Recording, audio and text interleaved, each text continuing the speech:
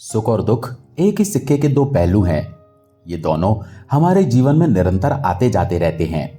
हमें लगता है कि हमारे जीवन में हजारों दुख और समस्याएं हैं, लेकिन वास्तव में अगर हम गहराई से देखें और समझें तो हमारे जीवन में केवल एक ही असली दुख होता है। ये कहानी उसी दुख और उसके निवारण को समझाने का प्रयास करती है। एक समय की बात है, एक गांव में हरिहर नाम का एक व्यक्ति रहता था। वो बहुत आलसी था और अपने जीवन से पूरी तरह निराश था, क्योंकि उसने अब तक कुछ भी हासिल नहीं किया था।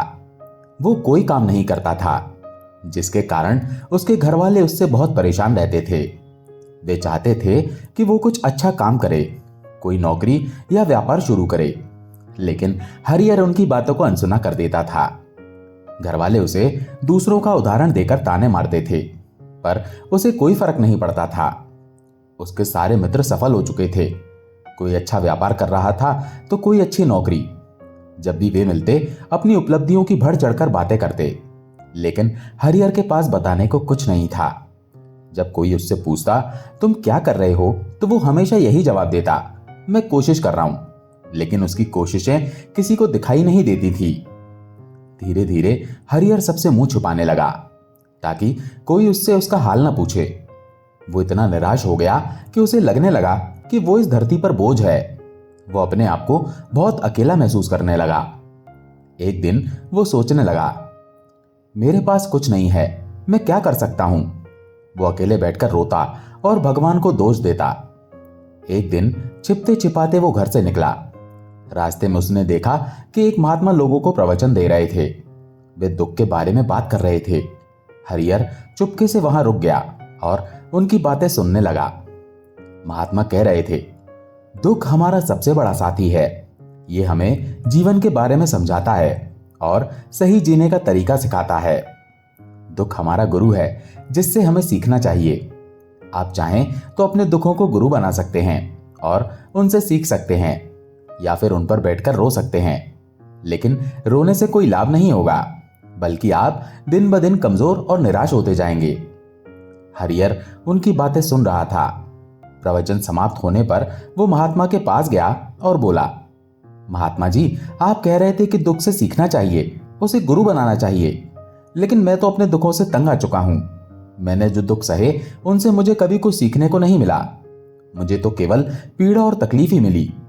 जब लोग मुझसे पूछते हैं कि मैं क्या करता हूं, तो मुझे बहुत ठेस पहुंचती है, क्योंकि मेरे पास कोई जवाब नहीं होता। महात्मा ने उसकी बातें सुनी और मुस्कुराते हुए बोले, बेटा, जब तुम्हारे जीवन में असली दुख आए तब मेरे पास आना, मैं तुम्हारे दुख का समाधान जरूर बताऊंगा। ये सुनकर हरिहर सोच में पड़ गया। उसे समझ नहीं आया कि क्या उसके अब तक के दुख असली नहीं थे। वो मनी मन सोचने लगा, जब मेरे अपने मुझे नहीं समझ सके तो ये महात्मा क्या समझेंगे। ये सोचकर वो वहां से घर लौट गया। हरिहर लोगों के तानों से तंग आ चुका था।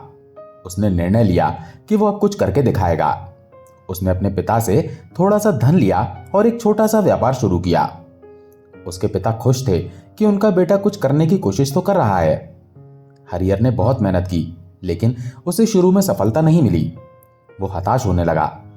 तब उसके पिता ने कहा, बेटा, कोई बात नहीं, कोशिश करते रहो, आज नहीं तो कल सफलता जरूर मिलेगी। हरिहर ने अपने पिता की बात मानी और भी मेहनत करने लगा। धीरे धीरे उसे सफलता मिलने लगी। 2 साल के भीतर वो एक बड़ा व्यापारी बन गया। अब उसके पास धन दौलत की कोई कमी नहीं थी। जो लोग पहले उसे ताने मारते थे, वही अब उसकी तारीफ करने लगे। उसके माता पिता भी उसकी सफलता से बहुत खुश थे। हरिहर के मित्रों की संख्या बढ़ने लगी। कुछ मित्रों ने उसे सलाह दी कि वो अपने व्यापार को और बड़ा करे। वे कहते, जब तुम इस नगर के सबसे बड़े व्यापारी होकर इतने खुश हो, तो सोचो, अगर तुम पूरे राज्य के सबसे बड़े व्यापारी बन जाओ तो लोग तुमसे मिलने को तरसेंगे। यहां तक कि राजा भी तुमसे मिलना चाहेगा और जरूरत पड़ने पर तुमसे धन उधार लेने आएगा। हरिहर को यह बात पसंद आई। उसने सोचा कि उसे अपना व्यापार और बड़ा करना चाहिए, ताकि हर कोई उसे पहचाने। वो और मेहनत करने लगा, लेकिन इस बार उसमें धैर्य नहीं था। उसने जल्दी सफलता पाने के लिए कुछ गलत कदम उठाए। उसने बहुत सारा कर्ज ले लिया, जिससे उस पर बोझ बढ़ गया। इतना ही नहीं, अधिक मुनाफे के लालच में उसने अपने माल की गुणवत्ता खराब कर दी। उसने छोटे व्यापारियों के खिलाफ षड्यंत्र भी रचे। इन सबके कारण उसके मन का सुकून छिन गया। उसे रातों को नींद नहीं आती थी। उसका ध्यान केवल इस बात पर रहता कि उसका व्यापार पूरे राज्य में फैल जाए और वो सबसे बड़ा व्यापारी बन जाए। उसके पास सारी सुख सुविधाएं थीं, लेकिन वो उनका आनंद नहीं ले पा रहा था। एक दिन वो रास्ते से गुजर रहा था, तभी उसे उन महात्मा का आश्रम दिखा। वो उनके पास गया और बोला, महात्मा जी, आपने कहा था कि जब असली दुख आए तब आपके पास आऊं। आज मैं बहुत दुखी हूं। मेरे पास सब कुछ है, फिर भी मैं रातों को सो नहीं पाता। मैं उनका आनंद नहीं ले पाता। महात्मा ने उसकी बात सुनी और बोले, बेटा, जब तुम पहली बार आए थे तब भी तुम दुखी थे। उस समय तुमने अपने दुख से क्या सीखा?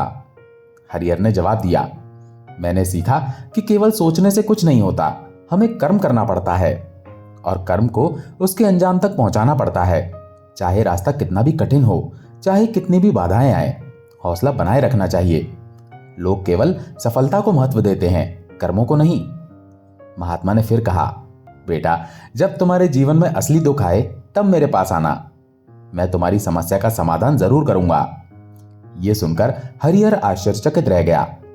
उसे समझ नहीं आया कि आखिर असली दुख क्या है। तभी महात्मा एक बड़ा सा घड़ा लाए जिसमें सोने के सिक्के थे। उन्होंने हरिहर से कहा, इसे उस पेड़ के नीचे मिट्टी में दबा दो। ये सिक्के मेरे किसी काम के नहीं, जब जरूरत पड़ेगी मैं इन्हें निकाल लूंगा। हरिहर ने उनकी बात मानकर घड़ा मिट्टी में दबा दिया और घर लौट गया। समय बीतता गया, हरिहर का व्यापार बढ़ता गया, लेकिन माल की गुणवत्ता खराब होने के कारण उसे घाटा होने लगा। धीरे धीरे उसका व्यापार पूरी तरह चौपट हो गया। उसके पास कुछ नहीं बचा। उसे अपने मित्रों से लिया कर्ज चुकाना था, लेकिन वो सोचता था कि मित्र होने के नाते वे उसे समय देंगे। पर उसके मित्रों ने सबसे पहले कर्ज वापस मांगा। कुछ ने तो उसे जान से मारने की धमकी तक दी। हरिहर को एहसास हुआ कि कोई उसका अपना नहीं है। उसकी सारी संपत्ति नीलाम हो गई। वो सड़क पर आ गया। उसने अपने पिता से मदद मांगी, लेकिन उन्होंने कहा, बेटा, मेरे पास यही एक घर बचा है, अगर इसे भी दे दूं तो हम कहां रहेंगे? मुझे माफ कर दो। ये सुनकर हरिहर चुपचाप वहां से चला गया। वो सोचने लगा, मेरे पास अब कुछ नहीं बचा, सब लुट गया। अब मैं जीकर क्या करूंगा? वो एक ऊंची पहाड़ी पर चढ़ने वाला था, तभी उसे महात्मा की बात याद आई।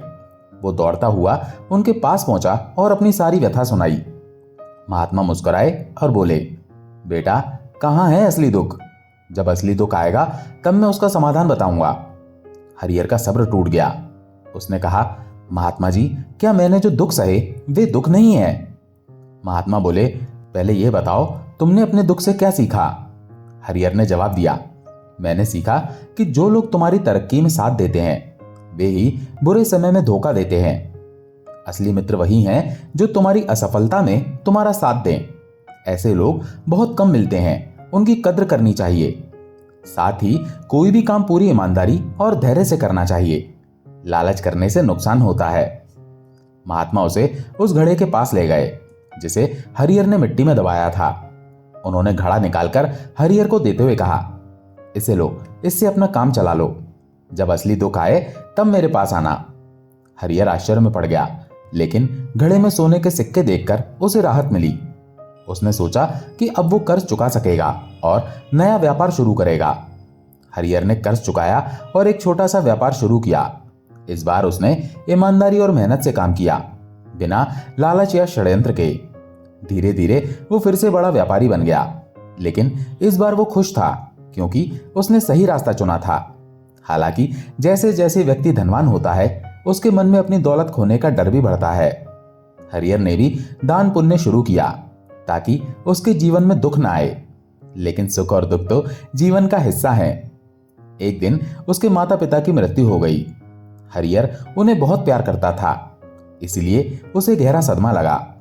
वो सोचने लगा, जिस संपत्ति के लिए हम लड़ते झगड़ते थे आज उसकी देखभाल करने वाला कोई नहीं है। मेरे माता पिता ने जो कुछ कमाया वो यहीं रह गया, अब सब खत्म हो गया। वो बहुत बेचैन और अकेला महसूस करने लगा। उसे महात्मा की याद आई। वो उनके पास पहुंचा और बोला, गुरुदेव, मेरे माता पिता की मृत्यु हो गई। मैं बहुत अकेला और दुखी हूं। महात्मा बोले, बेटा, इसमें दुखी होने की क्या बात है? ये तो जीवन का नियम है। कोई भी यहां हमेशा नहीं रहता। मृत्यु कब आएगी ये कोई नहीं जानता। हो सकता है तुम्हारी मृत्यु कल ही हो जाए। हरिहर ने कहा, मैं तो अभी जवान हूं, मुझे तो पूरी जिंदगी जीनी है। महात्मा ने जवाब दिया, मृत्यु उम्र देखकर नहीं आती। ये सुनकर हरिहर बेचैन हो गया। वो चुपचाप वहां से लौट आया, लेकिन उसके मन का खालीपन वही था। उसका मन व्यापार में भी नहीं लग रहा था। उसे बार बार यही सवाल सताने लगे कि वो क्या कर रहा है, क्यों कर रहा है, और जीवन का असली मतलब क्या है। उसने कई विद्वानों से जवाब मांगा, खोजबीन की, लेकिन उसे संतोषजनक उत्तर नहीं मिला। उसका दुख और बेचैनी बढ़ती गई। आखिरकार वो फिर से महात्मा के पास पहुंचा और अपनी सारी व्यथा सुनाई।